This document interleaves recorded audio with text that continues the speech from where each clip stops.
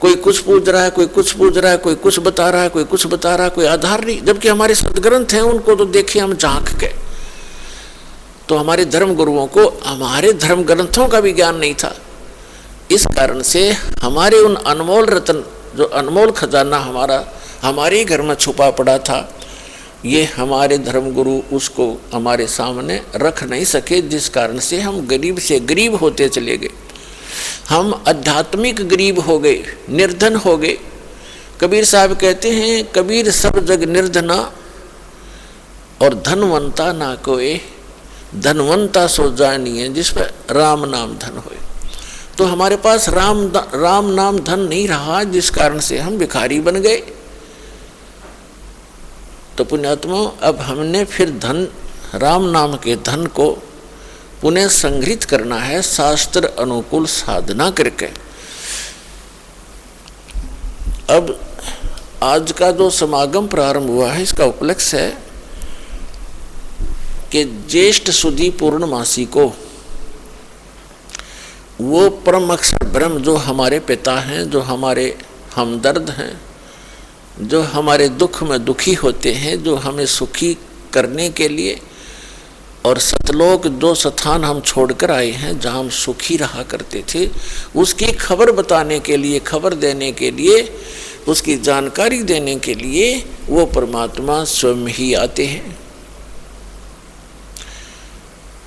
और ये हमारे सदग्रंथ भी प्रमाणित कर रहे हैं। ऋग्वेद मंडल नंबर 9 सूक्त नंबर 86 और मंत्र नंबर 26 और 27 में, ऋग्वेद मंडल नंबर 9 सूक्त 82 मंत्र 1, 2, 3 में, ऋग्वेद मंडल नंबर 9 सूक्त 20 मंत्र 1 में, ऋग्वेद मंडल नंबर 9 सूक्त 94 के 94 के मंत्र नंबर 1 में, ऋग्वेद मंडल नंबर 9 सूक्त 95 के मंत्र नंबर 2 में, ऋग्वेद मंडल नंबर 9 सूक्त 96 96 के मंत्र 16 से लेकर 20 में, ऋग्वेद मंडल नंबर 9 सूक्त 54 मंत्र 3 में, ऋग्वेद मंडल नंबर 9 सूक्त 1 मंत्र 8 और 9 में, और भी अनेक स्थानों पर चारों वेदों के अंदर ये प्रमाण दिया है कि वो परमात्मा जो सर्वशक्तिमान है, सभी सर्वोत्पादक प्रभु, सबकी उत्पत्ति करने वाला, वो परमात्मा ऊपर रहता है ध्रुवलोक के तीसरे पृष्ठ पे। ध्रुवलोक माने तेजो में लोक, जो सौ प्रकाशित पृथ्वी सतलोक है। उस पृथ्वी पर वो परमात्मा एक गुम्बज के अंदर राजा के समान, सिर पर मुकुट है, ऊपर श्वेत छत्र है दाता के, और सिंहासन यानी तख्त पर विराजमान है। तो जिन महापुरुषों ने परमात्मा को वहाँ देखा, उन्होंने भी बताया है परमात्मा का साक्षात्कार जिनको हुआ है, क्योंकि वो परमात्मा स्वयं ही उनको लेकर के सतलोक गए थे, अपना निज स्थान दिखाकर उनको वापस छोड़ा था। उनमें से एक हैं आदरणीय गरीबदास साहिब जी, गांव छुडानी, जिला झज्जर, हरियाणा वाले। उन्होंने कहा कि श्वेत छत्र और सिर मुकुट विराजे, देखत ना उस चेहरे नु, गरीबदास ये वक्त जात है, रोगे इस पैरे नु। यानी वो परमात्मा के सिर पर सफेद छत्र है एक ऊपर, जैसे ये छत्र आप छतरी देखते हो छोटी सी, ये तो आर्टिफिशियल है, वहाँ परमात्मा की ओरिजिनल है। और सिर पर मुकुट है उस परम पिता के, जैसे राजा लोग पहनते हैं। यही ऋग्वेद मंडल नंबर 9 सूक्त 82 मंत्र 1 में है कि वो सर्व उत्पादक भरपूर, सब पापों का नाश करने वाला, राजा के समान दर्शनीय है, देखने में राजा के समान तख्त पर विराजमान है, सिंहासन पर बैठा है, और वहाँ से गति करके आता है, अच्छी आत्माओं को मिलता है जो दृढ़ भक्त होते हैं। तो इन सभी वेद मंत्रों का निष्कर्ष है कि वो परमात्मा ऊपर बैठा है, नर आकार है, मनुष्य दृश्य है। जिन महापुरुषों ने परमात्मा को देखा, उन्होंने कहा हमरे ही हुनियार है हमारा सृजनहार, हमारा सृजनहार, हमारा भगवान, हमारा उत्पत्ति करता, हमारे ही शकल का है, हमारे जैसी शकल का है, हुनियार हमारे जैसे रूप का है। लेकिन उस परमात्मा की सामर्थ्य और उसके शरीर की construction, body, material of body हमसे ज्यादा शक्तिशाली और अविनाशी है, ताकतवर है, तेजों में है। तो सतलोक में जाने के बाद प्रत्येक प्राणी, प्रत्येक जीव हंस कहलाता है, हंस। और वहां जाने के बाद प्रत्येक का जो शरीर बनता है वो, जैसे हमें यहाँ शरीर मिला है ये कच्चा है, ये किसी कारण से भी विनाश को प्राप्त हो जाता है। वहाँ जो शरीर मिलेगा वो कभी विनाश को नहीं प्राप्त होगा। उसमें नाड़ी तंत्र नहीं है, उसके अंदर ब्लड प्रेशर, शुगर, कैंसर आदि कोई रोग नहीं होता। वहाँ वृद्ध अवस्था नहीं है और वहाँ सदा युवा रहते हैं। जब बच्चे होते हैं ऐसे आपका परिवार होगा और बच्चे होंगे और एक स्थिति ऐसी आती है कि वो युवा होने के बाद फिर युवा ही रहेंगे, वो सदा वृद्ध नहीं होते। और इतने शुद्ध विचार हैं, किसी चीज़ का अभाव नहीं है, किसी वस्तु का अभाव नहीं वहाँ पर। यहाँ तो एक हीरा आपने शायद किसी ने जीवन में देखा भी नहीं होगा, हीरा। और वहाँ सतलोक के अंदर हीरों के तो पहाड़ हैं, जैसे यहाँ पत्थर के पहाड़ हैं, वहाँ हीरे ठोकरों में रले मिलेंगे आपको। और दूधों की दरिया बहती है, सदाबहार वृक्ष हैं, किसी चीज़ का अभाव नहीं, जहाँ बैठो कुछ खाओ। और सब पकवान आपको किसी प्रकार के पकवान, जैसे परमात्मा जब काशी में आए हुए थे 120 वर्ष रहे, तो एक बार किसी ने मजाक कर दिया था, झूठी चिट्ठियाँ डाल दी थी कबीर भगवान के नाम से कि सभी साधु संत आओ और कबीर साहब भंडारा कर रहे हैं। और उस समय लीला कर रहे थे दाता, एक गरीब कति एक सिंपल भगत की झोंपड़ी में रहा करते थे, 2 समय का मुश्किल से आहार होता था और जिसके द्वार पर 18 लाख व्यक्ति आ गए। तो वो परमात्मा स्वयं गए अपने निज स्थान सतलोक में और वहाँ से 9 लाख बैलों के ऊपर बने बनाई जलेबी, कचौड़ी, पकौड़ी, दही, बड़े, बूंदी, लाडू सब कुछ भर के, दाल, चावल, खांड, खीर सब कुछ बने बनाया और यहाँ सेकंड में लाता रहे। तो वहाँ सब वस्तुएं आपको उपलब्ध है। तो वहाँ कोई राग नहीं, कोई द्वेष नहीं। या तो हम कभी किसी जमीन के बंटवारे पर लड़ मरते हैं, जमीन वहीं रह जाती है और इंसान मर जाते हैं। तो ये वृत्ति खराब क्यों होगी हमारी? क्योंकि एक तो ज्ञान नहीं और दूसरा हमारे साथ भगवान नहीं। जब हमारे साथ भगवान होगा और ज्ञान होगा, हमें किसी चीज़ का अभाव यहाँ भी नहीं रहेगा। जब तक आप यहाँ रहोगे, आपकी सुरक्षा होगी, आपके बच्चों की सुरक्षा होगी। तभी तो हम भगवान की खोज करते हैं कि हमारा परिवार सुखी रहे, हम भी निरोग रहें, हमारी अकाल मृत्यु ना हो। चलो मृत्यु तो ये मानते हैं हम, बूढ़े में बुढ़ापा मर जाएं, लेकिन बीच में ना मरे।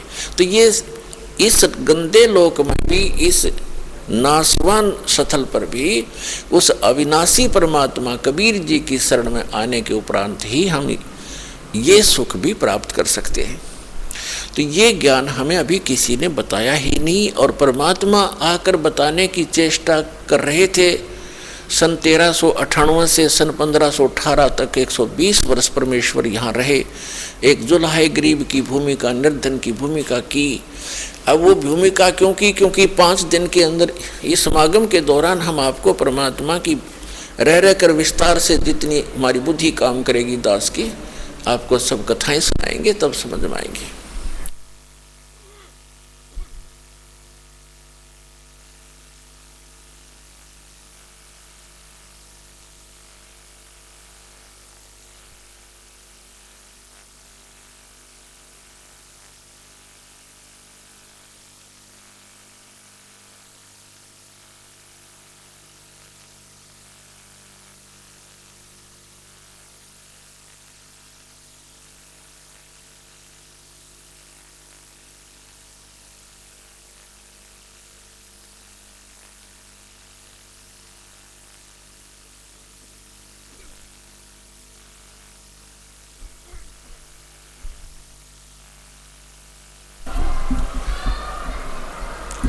अरे चला नहीं।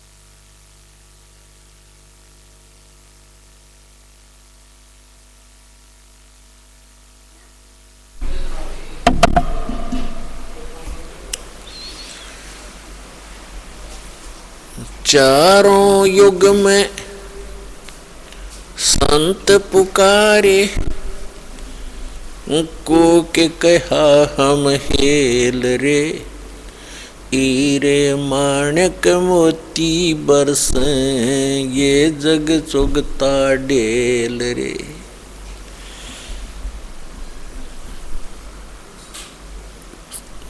ये समागम उस शुभ दिन के उपलक्ष्य में मनाया जा रहा है कि वो परमात्मा हमारे पिता हम बालकों की गलती को अक्षमा करके जो हमने सतलोक में करी थी, क्योंकि सृष्टि रचना के माध्यम से आपको ये जानकारी होती है कि आप जी कैसे यहाँ फंसे थे इस गंदे लोक में, क्यों इतना कष्ट उठा रहे हैं। ये सजा है आपको, ये दंड है आपको यहाँ मिला हुआ है। और इस जेल के अंदर जो थोड़ी बहुत सुविधा प्राप्त हो कर लेते हैं हम उसी को सुख मान रहे हैं। जेल में सुख सपने में भी नहीं होता। तो इस 21 ब्रह्मांड जो या जेल है काल की, इसमें सुख स्वप्न में भी नहीं हो सकता किसी प्राणी को, चाहे वो पूरी पृथ्वी का राजा हो, चाहे वो स्वर्ग का राजा हो। तो ये जो स्थान है यहाँ हम क्यों आए, ये सृष्टि रचना में आपको बताएंगे, इस समागम के दौरान भी आपको बताएंगे। तो उस गलती को अक्षमा करके परमात्मा हमें बालक जान के अब यहाँ आते हैं, हमें अपना निज स्थान बताने, अपने पाने की यानी सतलोक जाने की विधि बताने के लिए वो स्वयं ही आते हैं। तो वो परमात्मा, जैसे उस परमात्मा के विषय में आप जी ने अभी प्रमाण सुना कि चारों वेदों में उसमें स्पष्ट है कि वो परमात्मा ऊपर रहता है, वहाँ राजा के समान ओवरऑल कंट्रोलर के रूप में सिंहासन पर विराजमान है। और उस परमात्मा की शक्ति, पावर ऑफ गॉड, उस परमात्मा की शक्ति सर्वव्यापक है। वो परमात्मा एक देशीय है, एक स्थान पर रहता है। जैसे सूर्य एक देशीय है और उसकी जो शक्ति है वो निराकार रूप में प्रत्येक को प्रभावित कर रही है। उष्णता उसकी शक्ति है, आप छाया में बैठे होते हो तो भी उसकी उष्णता आपको महसूस हो रही होती है। इसी प्रकार परमात्मा की जो शक्ति है प्रत्येक कण कण में विद्यमान है। परमात्मा एक स्थान पर है, नर आकार है और वहाँ से गति करके यहाँ आता है। वो उद्देश्य क्या रखता आने का, पर वेदों में भी आपको बहुत बार प्रमाणित किया है और आगे भी बताएंगे कि वो परमात्मा यथार्थ भक्ति मार्ग बताने के लिए ही यहाँ आता है। हमें यदि किसी वस्तु की आवश्यकता है तो मोक्ष मार्ग है वो। मोक्ष माने यहाँ इस बंधन से छूट जाना जो कर्म बंधन से हम बंधे हुए हैं, और कर्मों के बंधन से छुड़वाने वाले को बंदी छोड़ कहते हैं। और कर्म के बंधन को केवल वो बंदी छोड़ परमेश्वर सत्य पुरुष कबीर साहब ही छुड़वा सकते हैं। मासा घटे न तिल बधे विधना लिखे जो लेख, सच्चा सतगुरु मेट कर ऊपर मारे मेघ। अब जब परमात्मा यहाँ आते हैं हम उस परमात्मा को पहचानते नहीं। क्यों नहीं पहचानते? क्योंकि हमने डेफिनेशन ऑफ गॉड व रॉन्ग सुन रखी होती है। परमात्मा की जो परिभाषा है वो हमने गलत सुन रखी होती है, जिस कारण से हम परमात्मा का कुछ और ही दृष्टिकोण से विवेचन करते रहते हैं और वही धारणा हमारे हृदय में समाई रहती है। इसलिए वो परमात्मा यहाँ परमात्मा कम और एक मानव की तरह अधिक लीला करता है, ताकि वो हम उसके निकट रहकर कुछ उनके ज्ञान को फॉलो कर सके।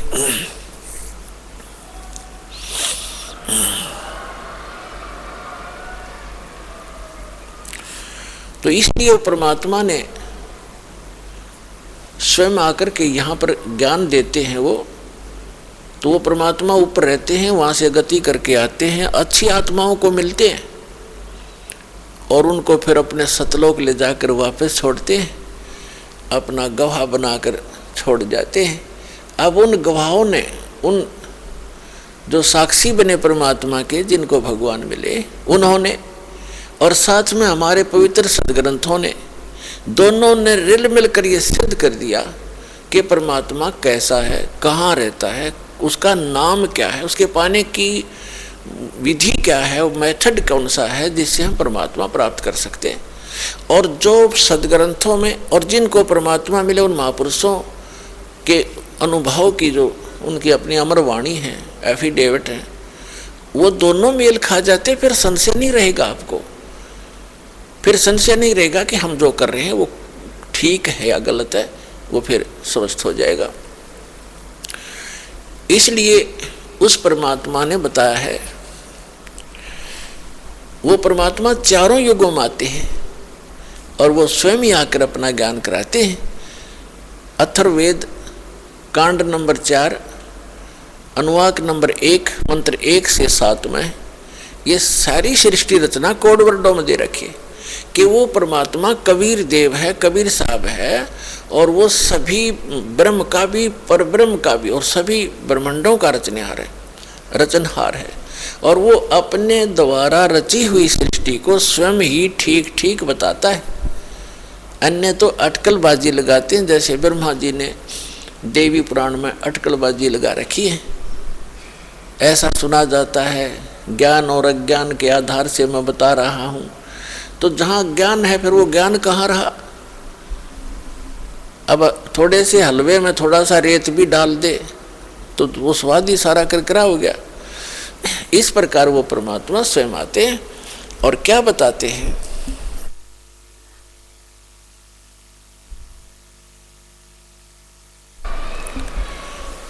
चारों युग में संत पुकारे, को के कहा हम हेल रे, हीरे माणिक मोती बरसे, ये जग चुगता ढेल रे। परमात्मा कहते हैं मैं चारों युगों में आया और चारों युगों में अच्छी आत्माओं को मिला जो संत कहलाए, और हमने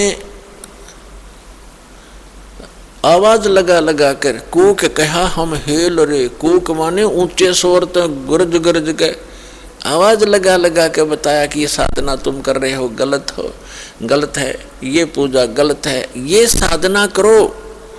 शास्त्र विधि त्याग कर मनमाना आचरण करने वाले डड़े ढो रहे हैं।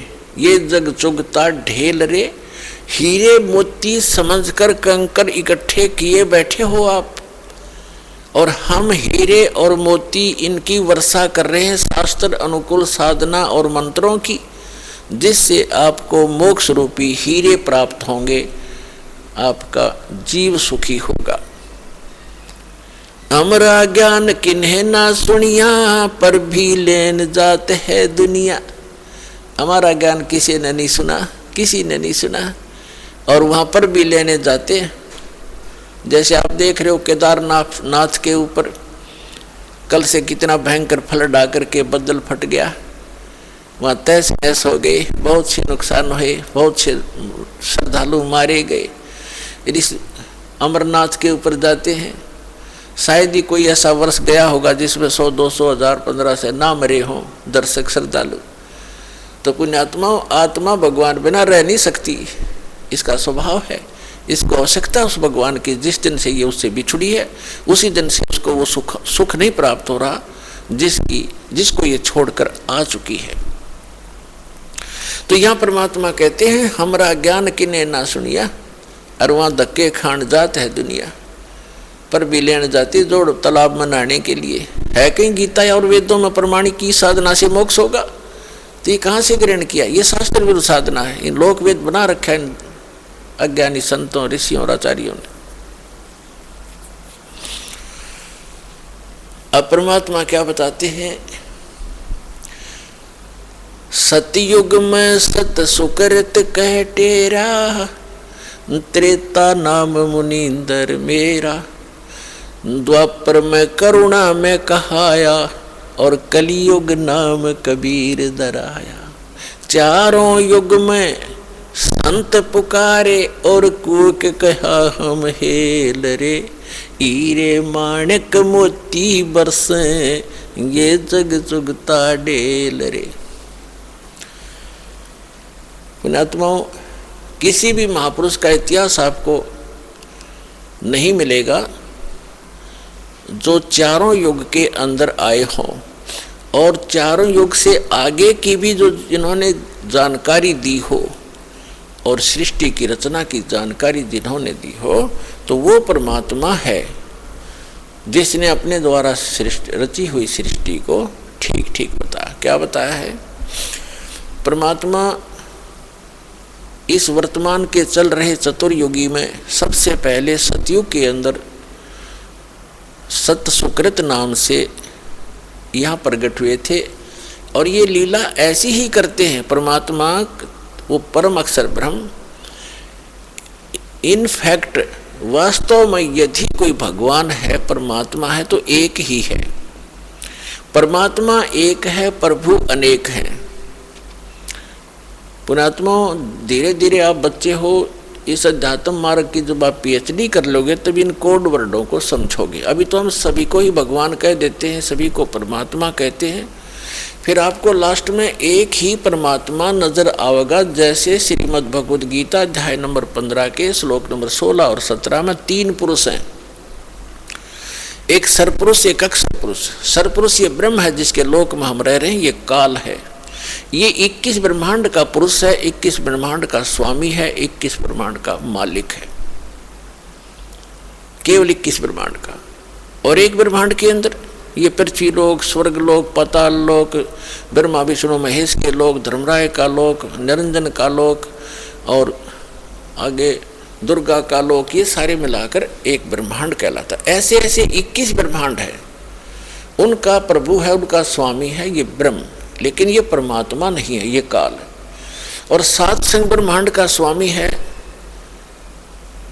जो परब्रह्म, जिसको अक्षर पुरुष कहते हैं, तो वो भी स्वामी है 21 ब्रह्मांड, 7 संग ब्रह्मांड का, लेकिन वो परमात्मा नहीं है। परमात्मा वो होता है जो श्रेष्ठ आत्मा हो। श्रेष्ठ आत्मा वो होता है जो किसी को दुख ना दे, सुख के अतिरिक्त उसके कोई विधान ना हो। तो वो परमात्मा सत्य पुरुष है जो असंख्य ब्रह्मांड का स्वामी भी है और परमात्मा भी है। वो सत्य पुरुष है। जैसे श्रीमद् भगवद गीता अध्याय नंबर 15 के श्लोक 16 और 17 में 3 पुरुष हैं, एक सरपुरुष, एक अक्षर पुरुष। सरपुरुष को हम काल कहते हैं, ब्रह्म भी कहते हैं, सरब्रह्म भी कहते हैं। और अक्षर पुरुष को अक्षर ब्रह्म भी कहते हैं और परब्रह्म भी कहते हैं संत भाषा में। और तीसरा जो परमात्मा, उसे परम अक्षर ब्रह्म भी कहते हैं, उसको परम अक्षर पुरुष भी कहते हैं और उसको परमेश्वर भी कहते हैं। सत्य पुरुष, सत्य माने अविनाशी, पुरुष माने प्रभु परमात्मा।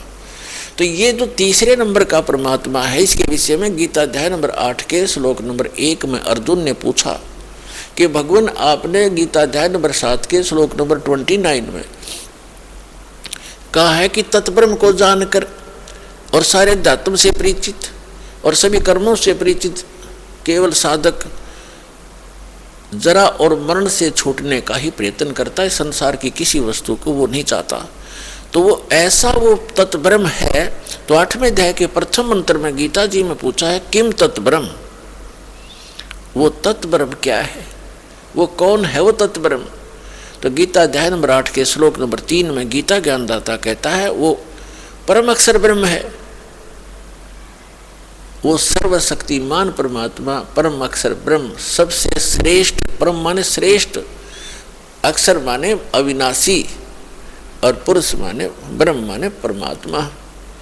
अब जैसे अक्षर पुरुष को भी अक्षर पुरुष कहा है, परब्रह्म को भी अक्षर माने अविनाशी, लेकिन यहाँ परम अक्षर पुरुष कहा है कि वो वास्तव में अविनाशी परमात्मा वो है, श्रेष्ठ, सबसे श्रेष्ठ। अब जैसे एक स्टील भी धातु है, काफ़ी लंबे समय तक रह जाती है। एक मिट्टी की धातु का बना हो, जैसे एक मिट्टी से बना हो, एक स्टील से बना हो, तो उस मिट्टी वाले की तुलना में वो स्टील वाला स्थायी ज्यादा है, लेकिन उसका नाश होगा एक दिन, उसको जंग लगेगा। और वास्तव में सोना जो है उसको जंग नहीं लगता, तीसरा मटेरियल वो समझो। तो ऐसे वो परमात्मा परम अक्षर ब्रह्म है। तो गीता अध्याय नंबर 15 के श्लोक नंबर 16 और 17 का ये निष्कर्ष है कि इस पृथ्वी वाले लोक में, नाशवान लोकों में दो प्रभु प्रसिद्ध है, एक सर्वपुरुष एक अक्षर पुरुष।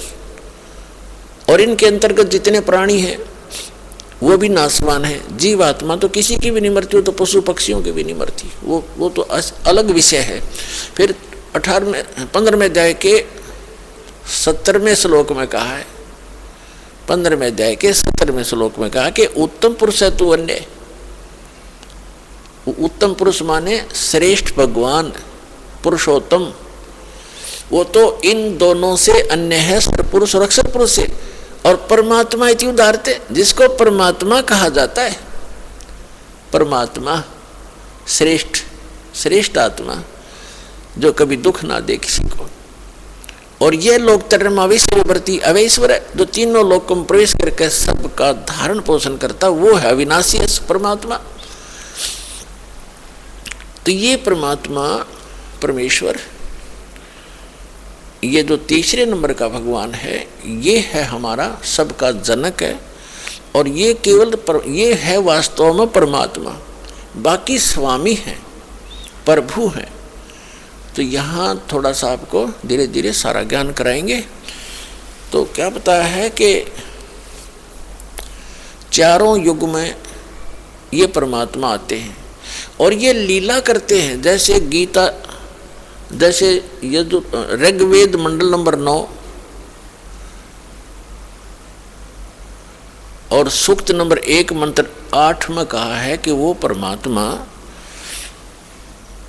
सब पापों का नाश करने वाला परमात्मा हमारा 3 प्रकार की 3 स्थिति से हम सबका धारण पोषण करता है। वो 3 स्थिति कैसी है? एक स्थिति में परमात्मा सतलोक में रहता है, तेजो में शरीर है उस परमेश्वर का, मनुष्य दृश्य है, वो सिंहासन पर विराजमान है, एक बहुत बड़ा गुम्बद है, स्तूप है बहुत बड़ा, और वो बहुत सुंदर सफेद कलर का है, तेजो में है, उसके अंदर से भी नूर निकल रहा है।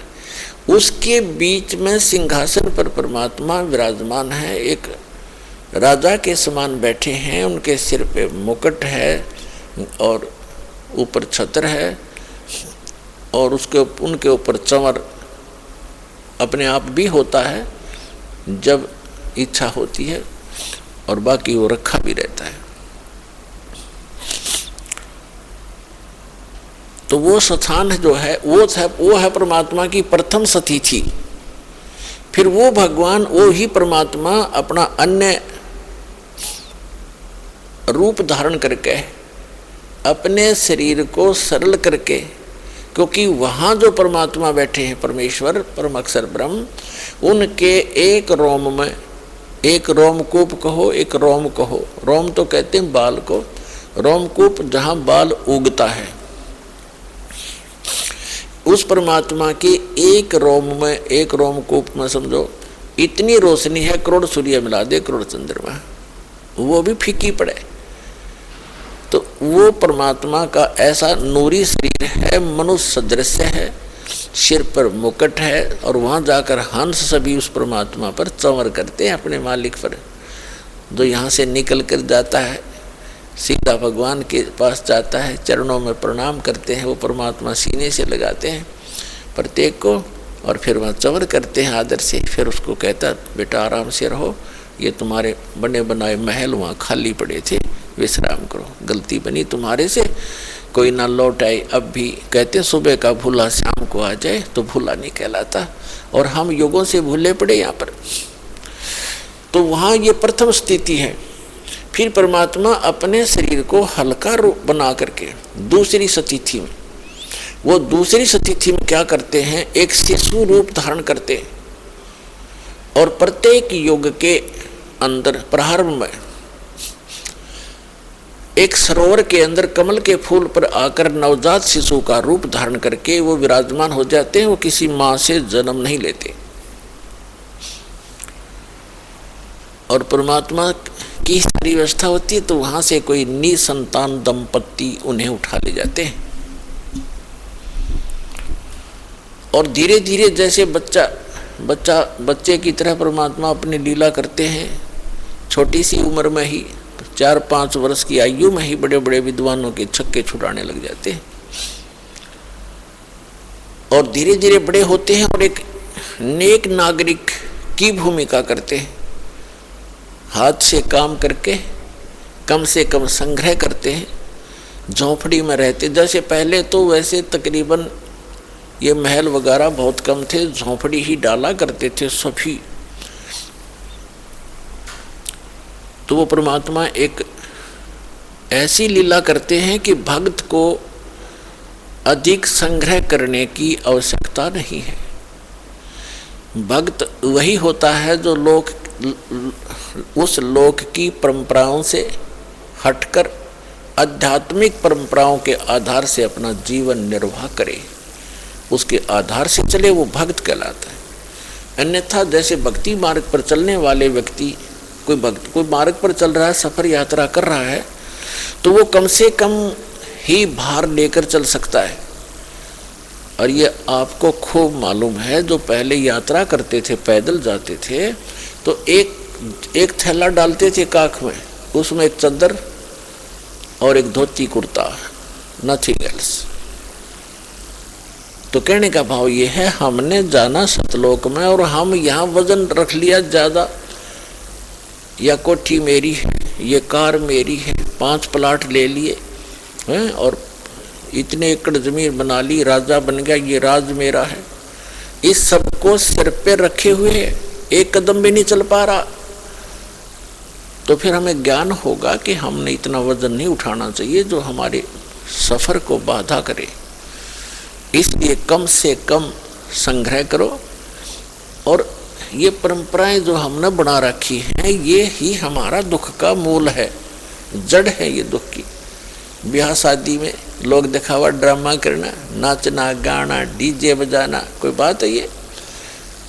हमने बहुत से देखा, पहले दिन डीजे बजा रहे हैं, लड़के का विवाह है, धरती तोल रखी, अगले दिन वो दूल्हा ही मर जाता है दुर्घटना के अंदर। अब टक्कर मार कर रो रहे हो, अब बजाओ डीजे। तो ऐसे गंदे लोक में, और हम ये ऐसी परंपरा बनाकर अपना जीवन नाश कर रहे हैं। दहेज लेते हैं, लोग दिखावा देते हैं, तो ये नहीं करना चाहिए हम, क्योंकि सारा जीवन कमाते रहते हैं, फिर उठाकर ब्याह और पोठी पर लगा देते। तो हमने सिंपल मकान जो भगवान अलाउड करे उतना ही बनाओ, चाहे छांड अपनी झोंपड़ी डाल लो, दया करता है भगवान तो मकान बना लो, आपकी व्यवस्था है। तो एक झोंपड़ी भी अच्छे ढंग की बनाई हुई उतना ही काम करेगी जो आपके महल करेंगे। और आजकल के पक्के मकानों से झोंपड़ी जो डाली जाती थी, वो गर्मी सर्दी दोनों से प्रोटेक्ट करना करती थी। आज ऐसी भी ना काम करे जो वो करा करती थी। तो जैसा भी है, देश काल परिस्थिति जो बदल गई है, तो हम कैसे भी मकान बना कर रहे हैं, लेकिन भगवान की भूल ना पड़े और इन परंपराओं को कम करें हम, ताकि जैसे कि आज के हमारी रिवाज बन गई है, बेटी को हमने दुश्मन बना लिया गलत परंपराएं करके। क्योंकि लड़की विवाह जन्म होते ही हम ये मान लेते हैं ये भार बन गई, क्योंकि इसका विवाह करना 2-4 लाख रुपये लगाने पड़ेंगे तब कोई ग्रहण करेगा।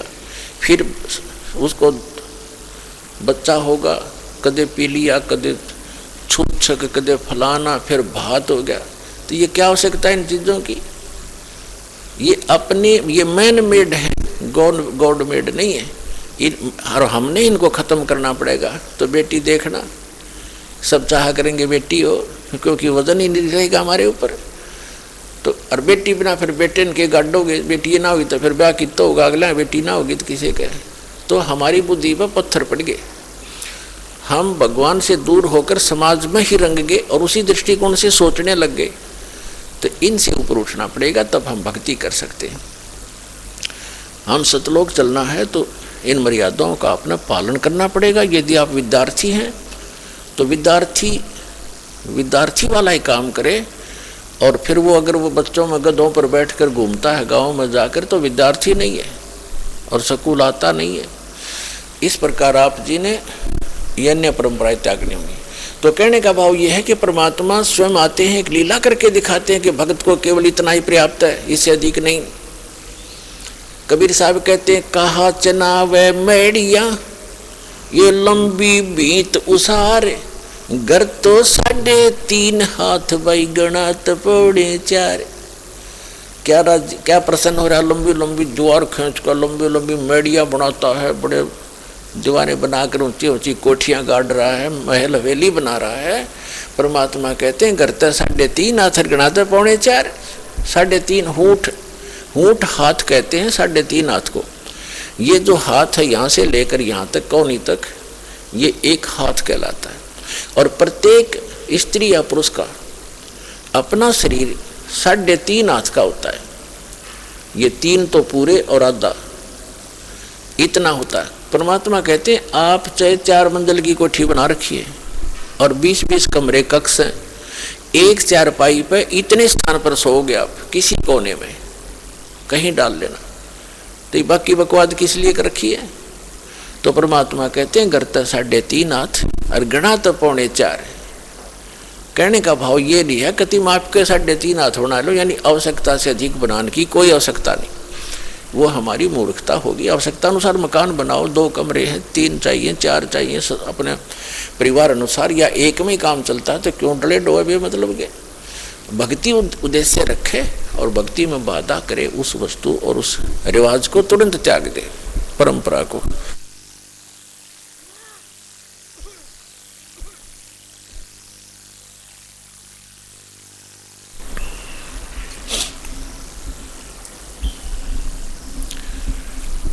अप्रसंग चल रहा है, हम उसी पर आते हैं। तो वो परमात्मा प्रत्येक युग में आते हैं और प्रत्येक युग में ऐसी लीला करते हैं, कमल के फूल पर आकर विराजमान होते हैं। और कमल का फूल जल में होता है, जिस कारण से हमारे सदग्रंथों में उस परमात्मा को नारायण कहते हैं। नारायण का अर्थ है, नार माने जल, आयन माने उस पर आकर विराजमान होने वाला नारायण। हम श्री विष्णु जी को नारायण मानते हैं, ये भी नारायण हैं, जितने सतर के ये नारायण हैं। ये भी शेष नाग पर लेट गए तो नारायण हो गए। हम शंकर भगवान को भी नारायण मानते हैं, वो भी भगवान है, लेकिन वास्तव में नारायण जो है ये परमात्मा है, जिसके लिए वेद और ग्रंथ हमारे नारायण बोलते हैं। तो वहां से ये निसंतान दंपति उठा ले जाते हैं। तो सतयुग में परमात्मा जब आए, एक विद्याधर नाम के ब्राह्मण थे और दीपिका नाम की उनकी पत्नी धर्मपत्नी थी। वो ससुराल से आ रहा था अपनी पत्नी को लेकर के।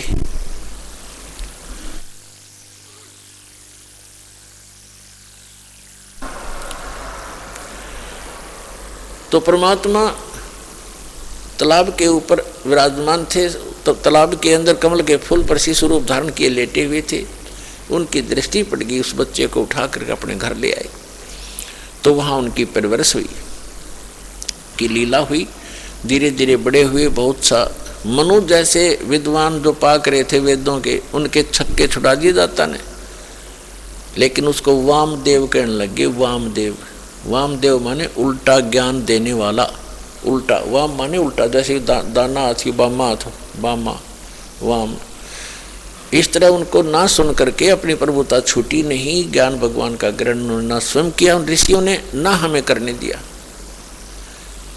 फिर अगले जन्म में परमात्मा की दया हुई, वही आत्माएं जो विद्याधर और दीपिका वाली आत्माएं त्रेता के अंदर एक वेद विज ब्राह्मण नाम का ब्राह्मण हुआ और सूर्या नाम की उसकी पत्नी का संयोग हुआ। वो वही आत्मा थी जो सतयुग में थे। और इसी प्रकार परमात्मा उनको त्रेता में भी ऐसे ही कमल के फूल पर मिले। वो उस समय भी निसंतान थे।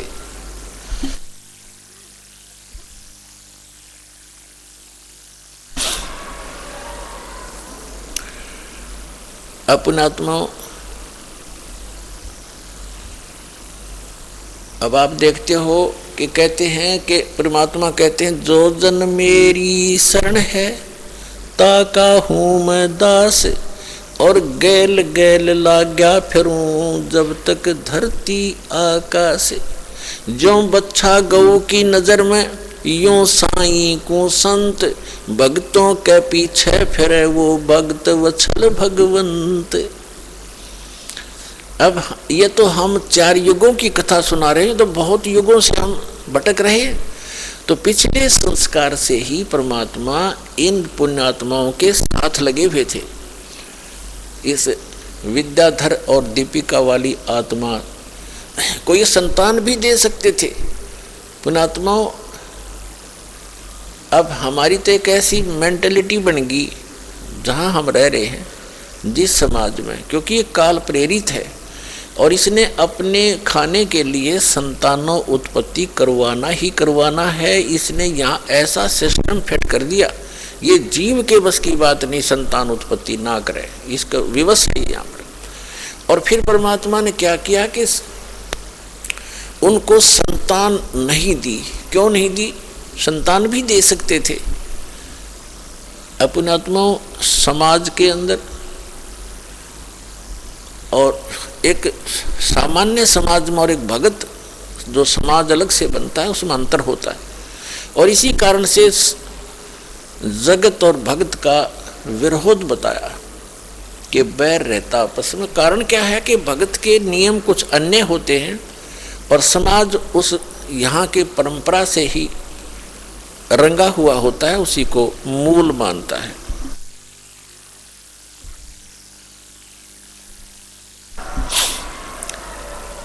यदि हम संसार की दृष्टि से तोलें तो जिनके संतान नहीं है तो संसार जो है, आम व्यक्ति आम समाज ये समझता है कि इसका बहुत बड़ा दुर्भाग्य है। और यहाँ तक पहले तो यहाँ तक कहा करते कि जो निसंतान है बे औलादा है, सुबह सुबह तो उसके दर्शन भी ना होने चाहिए। वो उसको इतना हेय मान रखा था। तो पुण्यात्माओं जिनके संतान नहीं होती थी उनका जीना दुर्भर हो जाता था समाज के अंदर। संतान में भी विशेषकर हम पुत्र को ही मुख्य मानते रहे। और भगत समाज के अंदर परमात्मा के दृष्टिकोण से हम सोचते हैं तो वो व्यक्ति जिसका संतान नहीं है वो 1 नंबर का भगवान आत्मा है। अब यहाँ समस्या है कि संसार किस दृष्टिकोण से सोचता है और भगवान का विधान क्या कहता है। अब वो पुण्यात्मा क्यों है? क्योंकि इस मनुष्य जीवन का मूल उद्देश्य हमारा मोक्ष कराना है। और यदि उस निसंतान दंपति को ये ज्ञान समझ में आ जाए और वो समाज की तरफ ना देखकर बहुत आसानी से भक्ति करके पीछा छुड़ा सकता है। अब ठीक है, संतान होना बुरा नहीं बताया भगवान ने।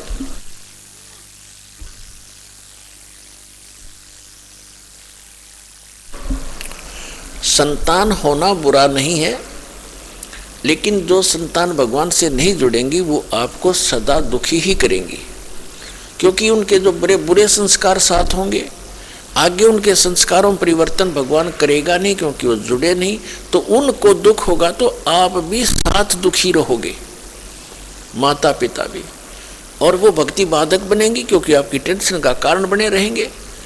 तो इस कारण से परमात्मा जो बताना चाहते हैं कि जिनका संतान नहीं है, ठीक है समाज उनको कुछ भी सोचे और कहे, लेकिन भगवान के विधान अनुसार वो 1 नंबर की पुण्य आत्मा है। जब भक्ति करें और भक्ति नहीं करती है तो वो तो फिर और भी ज़्यादा दुर्भाग्य है उनका।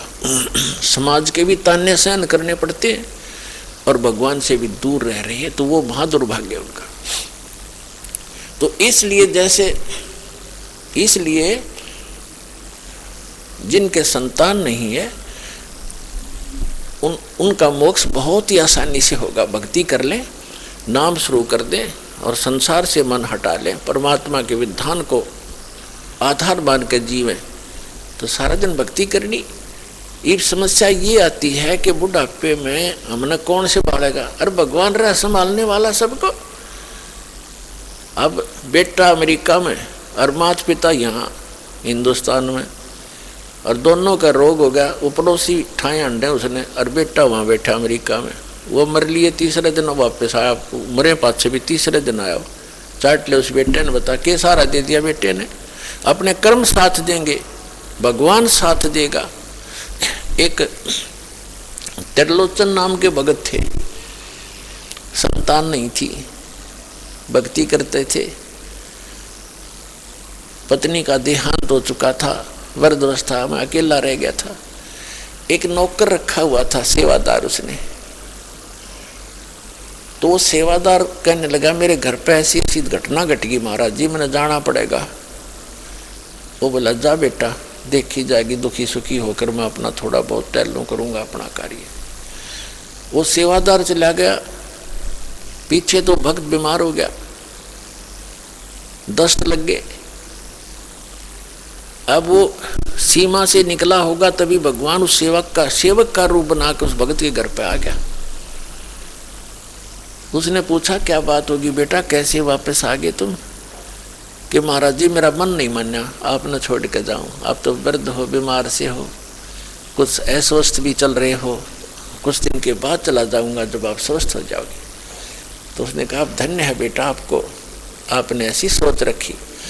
अब उसकी टट्टी के उठा कर वहां से बाहर डाल के आए भगवान उस सेवक के रूप में, और 1 महीना तक उनकी सेवा करी, स्वस्थ रहे होगे, और खूब नहावें धोहावें, अच्छा बैठावें, और परमात्मा की कथा सुने और सुनावें।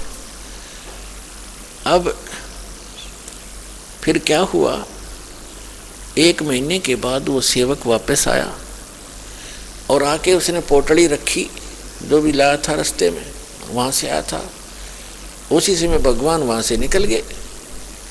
तब उसने आकर कहा कि महाराज जी ऐसे ऐसे मेरी माँ ने ये दिया है, मेरी माँ ने ये कहा है, आपको ऐसे ऐसे कहा है, और महाराज जी मैं थोड़ा सा समय ज़्यादा लग गया।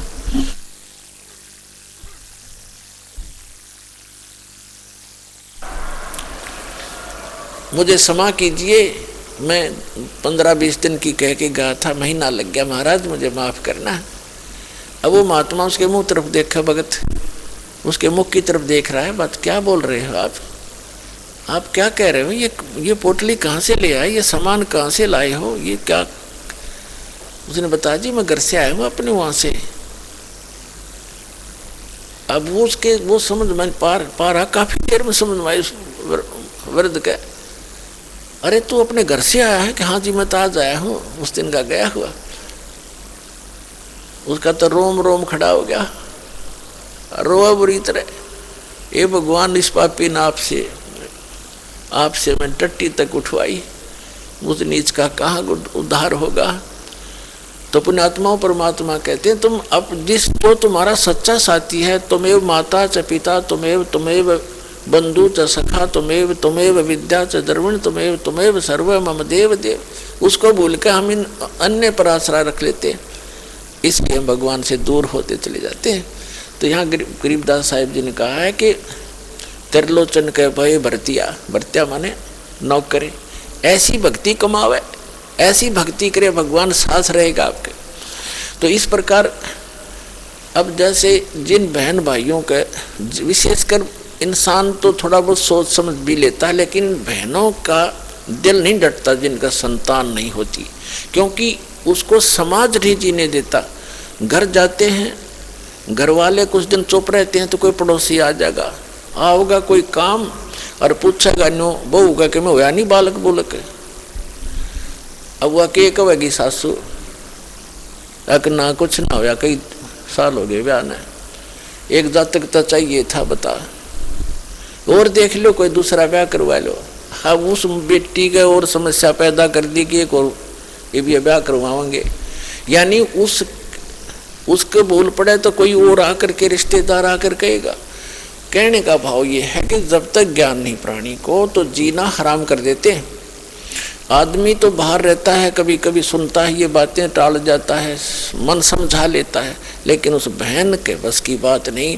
अंत में वह इतनी दुखी हो जाती है। और यदि संतान तो भगवान ने देनी है, रो ले चाहे पीट ले, और नहीं भाग में है तो कति नहीं मिला, चाहे 6 ब्याह करवा ले। एक संतान की भी देखे, हम लड़के को मैं तो ज़्यादा देते हैं। दास जूनियर इंजीनियर था, सेवा करता था जब नौकरी इसमें हरियाणा गवर्नमेंट की जूनियर इंजीनियर की। तो उस समय एक कॉन्ट्रैक्टर था, ठेकेदार, वो उस समय लगभग 55 वर्ष की आयु थी उस आदमी की, 55 से भी ऊपर होगा।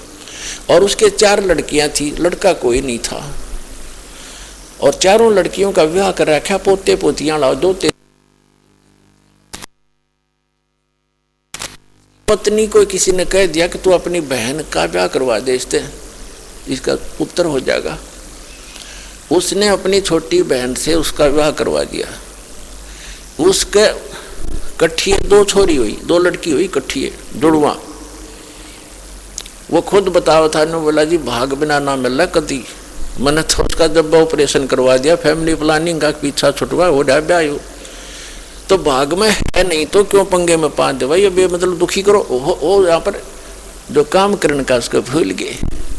और यदि वो बहन जिसके संतान नहीं हो रही है तो वो अंत समय में इसी तमन्ना में मर जाती है तरफ के अंदर।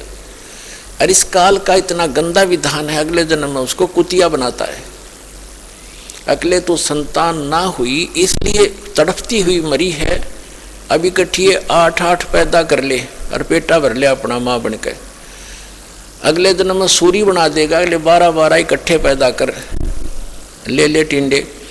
तो पुण्यात्माओं इस ज्ञान को आधार बना के जीवो तब जिया जाएगा इस गंदे लोक में। तो परमात्मा का कहने का भाव ये है कि परमात्मा ने उस विद्याधर और दीपिका को संतान नहीं दी स्वयं आगे।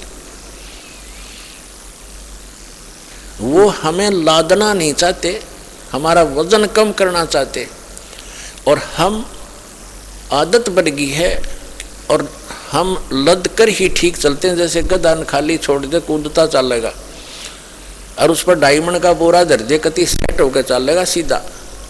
तो हमारी आदत बन गई, हमारे ऊपर ना इतने चारों तरफ से वजन होले, हम सेट नहीं हो सकते। लेकिन जब ज्ञान हमें हो जाएगा फिर हमको लादो चाहे मत लादो, हम सीधा चलेंगे, हम हंस हो जाएंगे। तो इस प्रकार जो परमात्मा हमें बताना चाहते हैं,